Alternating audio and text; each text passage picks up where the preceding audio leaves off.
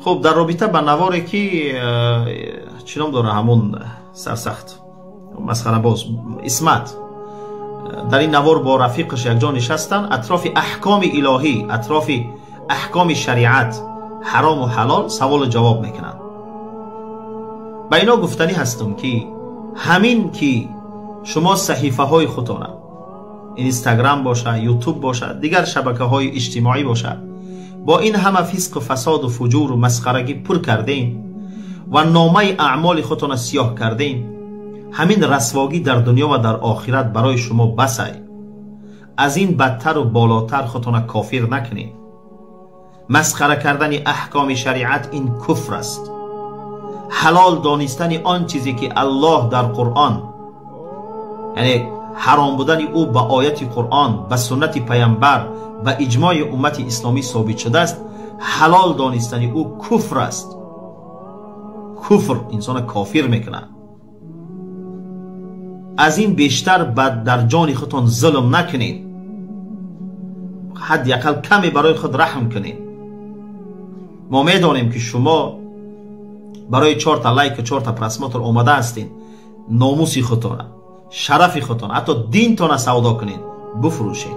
ما اینا میدانیم. شما با این سطح پایان رفته رسیدین. شما سبب شدین که امروز جوانان تاجیک بد اخلاق شدن و با همون آبونچی هاشون، آنهایی که در صحیفه اینا آبونه شدن. من دیدم حتی یک تاش 76,000 پدپیسچیک داره. همین پدپیسچیک ها، همین آبونچی ها رو اگر بپرسی 99% میگم مسلمانم. خیلی مسلمانی. وای بر حال تواری مسلمان که وقتی که این احکام شریعت حرام کرده الله حلال میدونه، مسخره میکنه، تو باید تماشا میکنی، شاید بخندی، شاید لایک هم مانی، شاید کامنتری هم نویسی. روز قیامت همون عذابی را که الله سبحانه و تعالی برای همین بلاگری بی‌تمیز، همین بد اخلاق، همین مسخره باز وعده کرده است، از حصه همون عذاب به تو هم میرسه. اگر توبه نکردی، اگر اتیست نکردی، نبرومدی از اون صحیفه، روز قیامت به تو هم میرسه.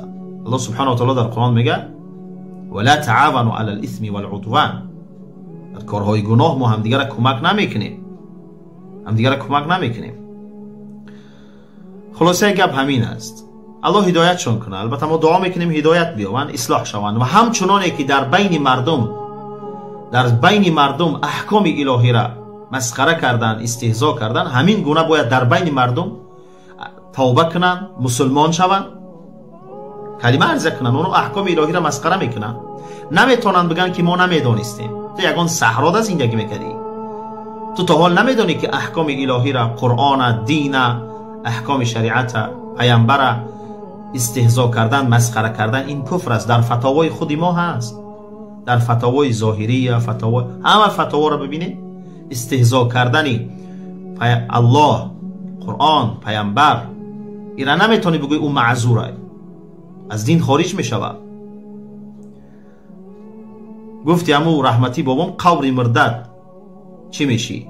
اولش که ما دعا میکنیم هدایت یابی، ولی بگوی که نه من میخوام کنم خیلی نعوذ بالله از دین اسلام، خودت تلخیش خودت میچشی. ولی نکن دینی ما را مسخره نکن، احکام شریعت را مسخره نکن.